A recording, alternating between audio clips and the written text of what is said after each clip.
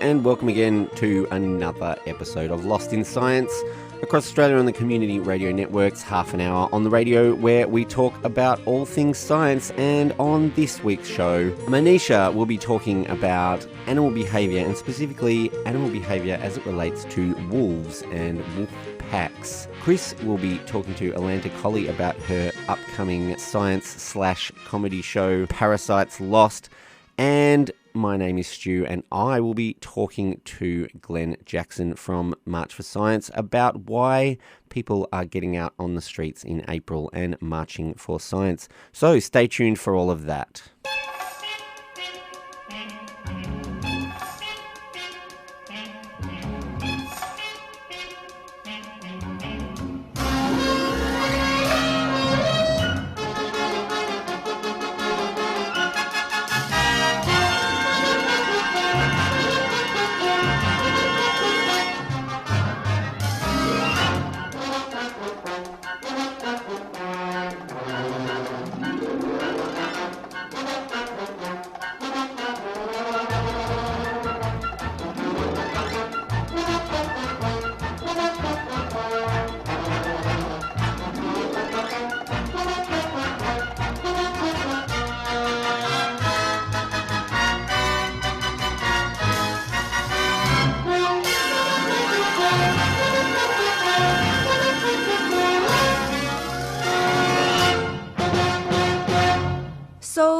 For years, animal behavioralists have been observing and studying animals to figure out why and how they do what they do. Animal behavioralists will evaluate every behavior that we know of. So from defense to mating, acquiring food, storing food, sleeping, hibernating, whatever you can think of, animal behavioralists want to know why different animals do it and how they do it. And they're constantly asking these sort of questions. They want to understand what the goal is, what the reward is, and what's the cost. And one such question could be, why do wolves hunt in packs? And this was the question that John Vucetek, Rolf Peterson from Michigan Technological University, and Thomas Waite from the Ohio State University asked while they were studying wolves on Isle Royale. What is that? Isle Royale, it's actually this small little island in Lake Superior, which is one of the 5 Great Lakes that's in between Canada and the United States. All right. If that makes sense for our listeners. Isle Royale. Isle like Royale. Cheese Royale. It's actually, it's quite skinny and long, but yeah, anyways, there's a... In France, they call it quarter pounder.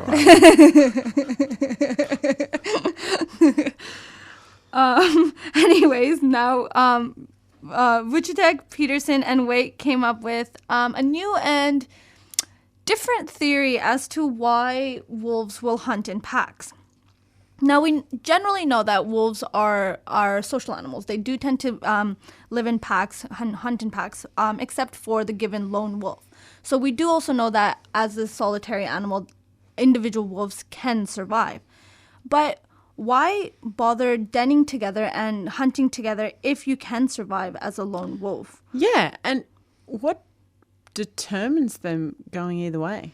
I think mostly that there's like a community structure, there's a pack structure, and if you become a lone wolf, it's less often by choice. Not to assume that wolves make choices, but they are capable of hunting and killing on their own. On their own, exactly. That's exactly right. So like we always, I assume a lot of our listeners have seen these like video clips or nature docos about like, and we see this lone wolf, maybe 2 wolves taking down a massive deer or a massive moose. And so you know caribou, exactly. So you know it's quite possible for one wolf to take down its prey. So, and you think that'd be a good idea because then you don't have to share. Exactly. So what's the point? What's the point of having a partner? What's the point of having a pack? So these researchers actually, while they were on Isle Royale, they observed 11 of these incidences where a single wolf was able to take down a large prey animal, and that's what set them off on this massive hunt to figure out why these pack animals, or why this capably solitary animal will always tends to exist in a pack. While they were on Isle Royale, Vucetek, Peterson, and Waite noticed some interesting behavior, but this behavior wasn't actually in the wolves that they were studying at the time. It was actually in the ravens. Every time the there was a moose that was killed on the island by wolves, there were always ravens around. There were ravens pulling off bits of the carcass within 60 seconds of the kill.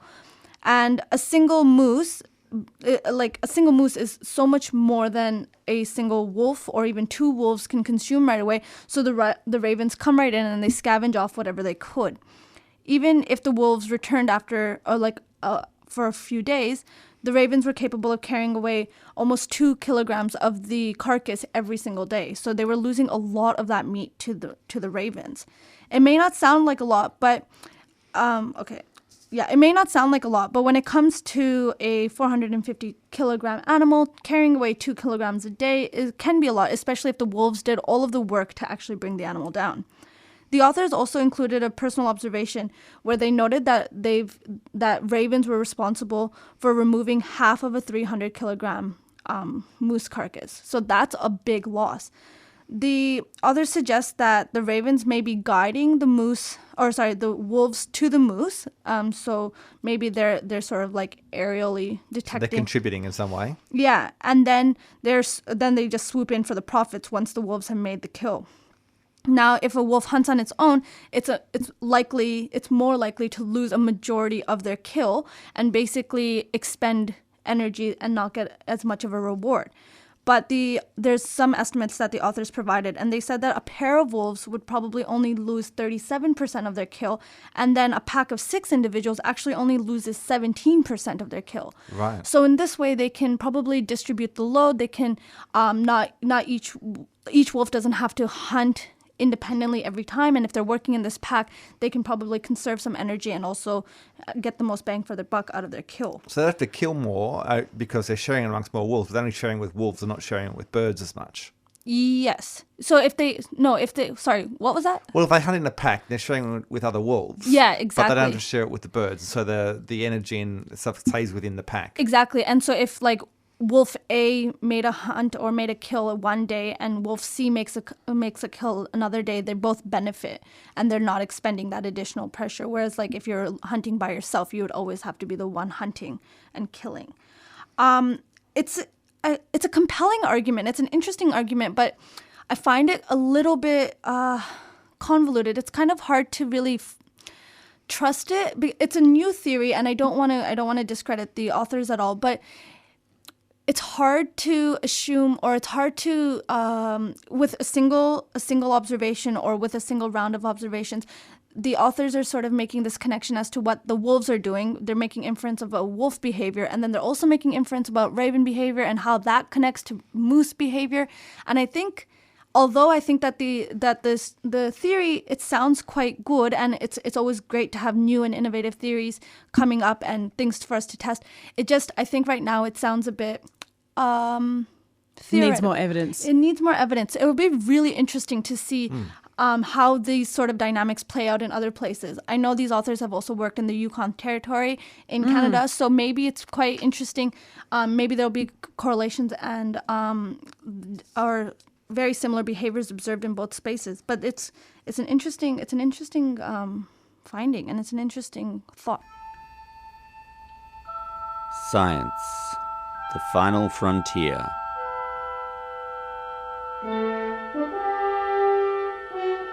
These are the voyages of Lost in Science, our ongoing mission to explain strange new words, to seek out new science and new explanations, to boldly go where no radio has gone before.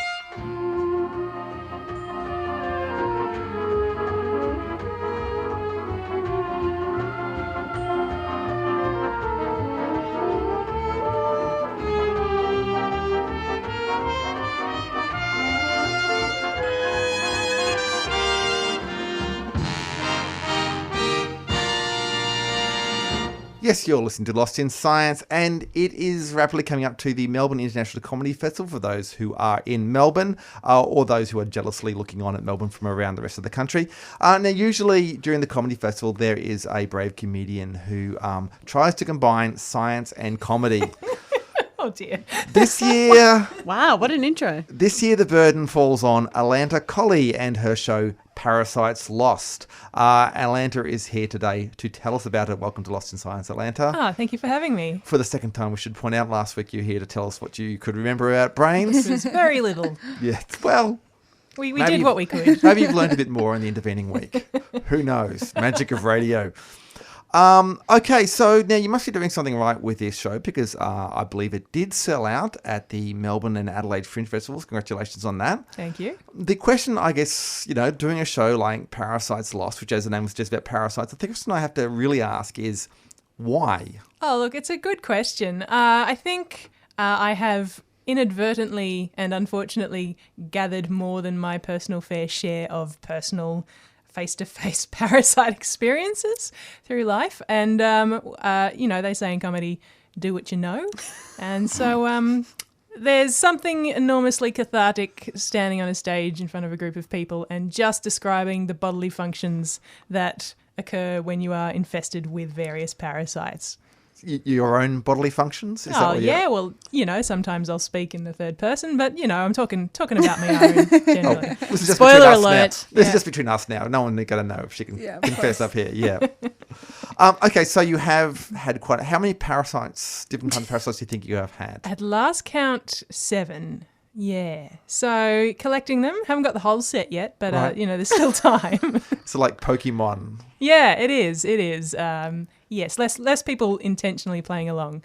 But probably more than who know they're playing along. This is true. And probably a lot of also walking down dodgy alleyways like you do with Pokemon Go. Yeah, pretty much. Okay, so can you please tell about your background, so that actually what led you to encounter so many kinds of parasites? Yeah, no, it's a good one. So my training's international public health. So I spent some time in various universities learning about the various diseases that were out there, the various ways that you contract those diseases, and most importantly, how you prevent contracting those parasites. So I thought I'd take it on myself to spend most of my 20s traveling around the world, working in various parts of Southeast Asia and parts of Africa, doing health education, saving the world, doing the good thing. And in that time, I contracted most of the parasites that I was sort of talking to people about preventing. So does this reflect on your professional ability then? Oh, yeah. Look, I wouldn't hire me. Like, that's not something I'd do. Fair enough. Okay. Well, so there are many parasites. I'm particularly interested in those face-to-face ones that you mentioned earlier. But what would be your favourite parasite? At least a top 3. Yeah. So, because I'm sure it must be quite difficult to narrow it down to a favourite. It is. And, there's so many to choose from. I have found so many parasites websites in researching this show. So there's like Parasite of the Day. So there's a lot out there. Which is something you recommend Googling or just avoid that entirely? Depends on your personal some people are fascinated, some people are perturbed. Both kinds of people come to my show for various reasons. Those people that are perturbed, I imagine, are secretly fascinated. Yeah, it's a bit like a train wreck. You can't look away. So there is a visual component. There is a visual component. I've done my best. I've explored the lengths and breadths of the internet to find the best and worst pictures of the parasites that we discuss. So, it's part education and part personal anecdote. Right. Yeah. Okay, so share a good parasite with us. A good one? Yeah. What's your parameters for good? Because they're very good at being parasites. Well, are there good parasites? Are there parasites that are actually good for you? Or? Yeah, well, I think, I feel very much like the 20th century was about killing microbes and anything that was small. And now the 21st century, my vibe, this is me just summarising all of medical We're science. 17 years it's in, fine. it's fine, yeah. Is about actually understanding the function and the role of a lot of those bacteria and microbes. And I do talk about this in my show a little bit, but basically we have immune systems that have been evolved for forever on the constant influx of pathogens and antigens, all these other things coming on in. And there's now a theory that some of the hyperimmune responses that people are experiencing are actually a result of basically a bored immune system that doesn't have enough to do because there's not actually enough pathogens and parasites in it. So there's quite a few people who are now experimenting with infecting themselves with intestinal worms like hookworms and tapeworms on the the hope that it will actually trigger an immune response that will calm the immune system down over time. Because you've got in the immune system, as I learnt last week in nursing, you've got you've got T cells that are sort of attacking pathogens, and you've got other cells that are then calming those cells down, and they're the T regulator cells. They're really important. So when you ask the question, what's a good parasite, the answer is they have a positive function, even the ones that, in the right environment can get out of control and cause havoc. We need them in our lives. Right. Well, that's a pretty good answer. Parasite sympathy vote. Yeah, it is. It I is. love it. Can people expect this level of science in your show? They sure can. I have to simplify some of it. I got told by another science communicator that the rules are that you simplify to the point of comprehension, but not beyond the point that it no longer is true. So Right. that's kind of what I'm aiming for. But yeah, no, there's definitely a big science communication, lots of evidence in the show if that's your bag. So definitely Right. get along if you're science-minded. But a bit of gross out as well, and you still haven't given us, I feel, enough gross out that we want from a bit of a parasites thing. So give me a not a good parasite. Give me another, like one of the top parasites. Disgusting Bad parasite. one. Yeah, well, I'm not going to give you too many of the ones I speak about in my show. When you did ask before what my favourite parasite was, you've probably heard of this one. It's called Toxoplasma gondii or Toxoplasmosis gondii. Have you heard of this one? Yeah. This one Lives in cats. Yeah. Right, yeah. Cats and rats, and probably 60% of the people in this room, more or less. Who owns a cat here? There are I 4 do. people in this room, so Yeah, 60%. I reckon. Yeah. I reckon I'm totally Doing the maths. gondied. Yeah, Yeah. yeah. Yeah. Isn't it the one that they think cats use to mind control or? No, I think that's Star Trek. I thought there was one like that if I think mice. If mice get it, it makes them less afraid of cats Yeah. or something, Yeah. and that's how it Yeah. gets to the cat. That's right. So for whatever, I'm not entirely sure of the way it does it, but it basically reduces the risk awareness of the mouse. And the mouse, which would normally have an aversion to cat urine, doesn't. So it goes places where the cats are. It goes up in open spaces, gets eaten by the cat. The cat hangs around with people. The people, I think humans contract it through the saliva. And then there's been research that actually shows a correlation of higher risk-taking behaviours in people who are carriers of toxoplasmosis or toxoplasma in humans. We're looking at you, Claire, being a cat owner. I just. Are you a risk taker? Look, I have to run because I got to get my sports car and drive down the highway at 200 kilometers an hour, and then I don't know. No, I mean, How do you feel about the smell of cat urine? Does it frighten you? yes, it Yes. disgusts me. Okay, Yeah. so maybe you're okay. Well, I don't know. yeah. I don't know. Human risk-taking behavior. What? How would that? Do we blame it how on would that cats? manifest itself? Yeah. Yeah, like Do you just, speeding like- and taking a lot of drugs. And Yeah, maybe Wall Street. Maybe they're all just cat owners. You could do an analysis they there. are. That is a Cat PhD people. waiting to happen. That is. Well, we don't want to spoil your show, but can I just ask, bot flies, do they get a look in? Oh yeah, botflies. I don't mention them in my show, but they have to be some of the worst. So they lay eggs. From what I understand, they lay. It's a fly that lays eggs that end up on the surface of the skin, and then the egg falls into the pores of the skin, where it then hatches and grows. And I was reading about botfly recently. If you squeeze the larvae and if you burst the larvae, So you get a little kind of no, like stop. cyst, don't you? you with get a it? cyst, yeah.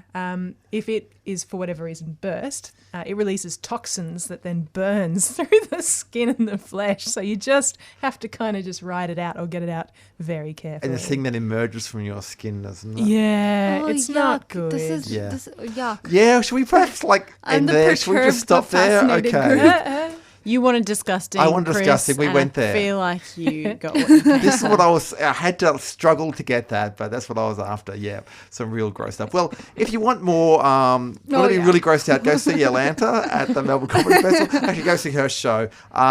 It is nice. only for those who are in Melbourne or coming to Melbourne. The show is called Parasites Lost. It is playing at Belleville from the 10th to 15th of April. You can find more information and tickets at comedyfestival.com.au.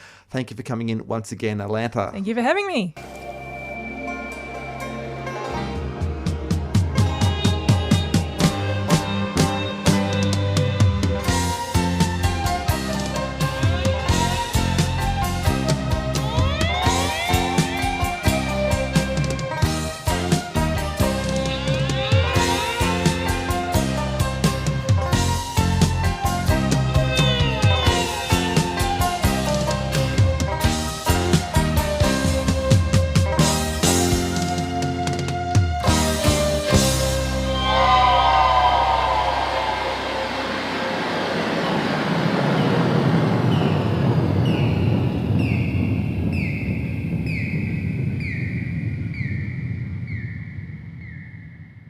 So some people might have heard about the March for Science. It's happening all around the country and all over the world as well. I have got Glenn Jackson on the phone with me to talk about March for Science and why do we need a March for Science. Glenn, thanks for joining us on Lost in Science. Thanks very much for having me, Stuart. It's great to be here. So, why do we need to march for science? What's the story there? What's prompted people to think we need to get out in the streets and stick up for science? I think it's, like you just said, it's about sticking up for science. So the main reason is that I feel there's a big sort of groundswell of people who'd like to champion science and stand up for it and highlight its importance to society. And that's about making sure that politicians from all walks of life and from all ends of the political spectrum, that they can see that people believe in the importance of science and that it's not only important in and of itself, but it's important to be used in decision making and policy making and those sorts of things. And I think that's a really important message that people are willing to come out in droves, for that message. So, I mean, I guess most people sort of think of science as, it's something that happens at universities and away in labs and also probably don't think it's particularly a worry or anything like that. Although there are obviously some people who are anti-science. Is that a problem? Is that part of the reason that we need to get people out on the street and sticking up for science? Absolutely, yeah. I think that's one of the key things that needs to come out of this is people need to see that there's this group of society that recognises that science is so important to everything that we do, and if we can get people to notice that, then maybe they'll go out and read an article or listen to a talk or go to something and actually take a more active interest. It's also about making sure that scientists themselves realise the need to communicate the work they're doing to the community so that the community can be aware of it and can see the benefit that it gives to them. I think that's a really key thing. And as you just said, there are those people who are sort of actively working against what feels like logic and reason to sort of further a different agenda. And I guess if we can strengthen this side of the debate to say that the general public understands what science is for and how it benefits them, then hopefully those people won't be able to get as much groundswell of support as they might like, and we can keep the debate more in that logical and reasoned kind of arena. So, I mean, in the general community, do you think there is? Do you think that the majority of people misunderstand science, or do you think it's more of a sort of minority group who are very vocal about it, who are sort of trying to go against? I mean, we're talking about centuries of scientific discovery, I guess. Yeah, absolutely. I think that probably it is a more vocal minority that are particularly against certain elements of science. I mean, the anti-vaxxers and the climate change deniers, those sorts of areas, particularly come to mind. I think that is still a minority, but the problem is, and I mean, I used to be a high school science teacher. The problem is that if we don't educate people as to the scientific method, how we do science in itself, and also the importance of doing science, then they're sort of, fertile ground for people to sow the wrong ideas into their heads. And if we can give them the correct information and educate them about how to understand science, how to think about the way science is done, then hopefully we give them those critical thinking skills and those that critical evaluation of what they're being told, so that they can make a more informed decision. And I guess sort of the flip side of that is maybe hopefully people can learn how to argue with science. I mean, one of the huge arguments that people often use against science is, well, science isn't always right. Science has been wrong in the past. Maybe it's wrong again now. But to actually teach them that, well, if you do think it's wrong, you have to go out and find some evidence, and bring it to the table, and we can discuss what's wrong with what we know. And that is how it works. It's a self-correcting system. So absolutely, and I think that's a really key message. If we can teach people that we don't think we have all the answers. Scientists as a group don't think they have all the answers. Yes, individual scientists fight wholeheartedly for their theories, but they are theories. And in the end, the evidence that backs up those theories is the important thing. And if you can accumulate evidence towards something, then, you've got yourself a show. And I guess this is the kind of what scientists sort of get so frustrated with in the sort of current climate, I guess, is that people are sort of shouting down the theories that they put forward, but not with a basis of evidence. And I think that's the sort of worrying trend. And I think that's part of what March for Science is trying to reverse that trend and make sure that politicians can see that people want that logic and reason and evidence in their decision making. So, March for Science details. When is it happening? Okay, so it's 22nd of April, which is corresponds with Earth Day, but is kind of a sort of a separate thing as well. Yeah. And I think probably for details, best to direct people to the March for Science Melbourne Facebook page if you're in Melbourne, and for other cities around Australia, particularly, I think there's about 10 cities that are staging marches. Go to their Facebook pages and you'll find details there. So, things like, start points and times and those sorts of things, I think it's best to get from that source of information. Okay, so if people just get online and Google March for Science and probably their nearest large city, they'll find all the details. Yep, they should do. I know there's Sydney, there's Canberra, there's Melbourne, there's Hobart. I'm not sure of all the others, but those ones I definitely know are taking place. But yeah, absolutely, get online, go through Facebook, do a search or Google it, whatever it takes. Just if people could come along, that would be absolutely fantastic. Well, if people are interested in that, they can look it up online, and we'll put some details on our Facebook and through our social media as well, just so people can find links easily. I hope to see a whole lot of people out there on April 22nd. Thanks for joining us on Lost in Science, Glenn Jackson from March for Science. No worries, Stuart. Thanks very much.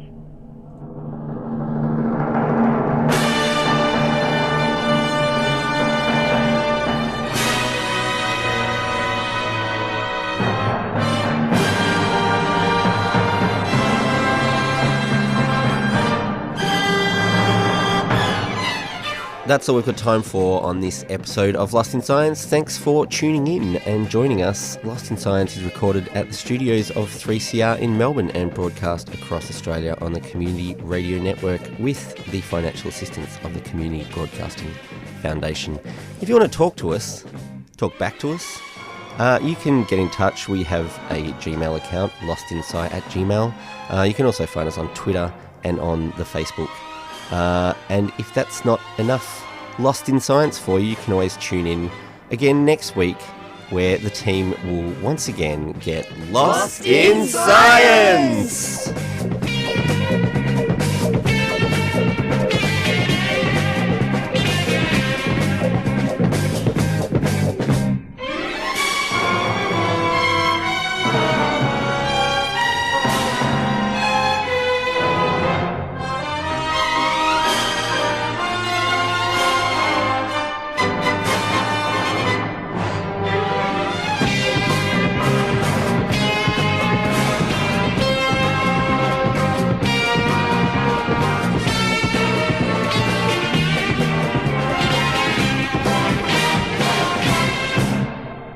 Thanks for listening to a 3CR podcast. 3CR is an independent community radio station based in Melbourne, Australia. We need your financial support to keep going. Go to www.3cr.org.au for more information and to donate online.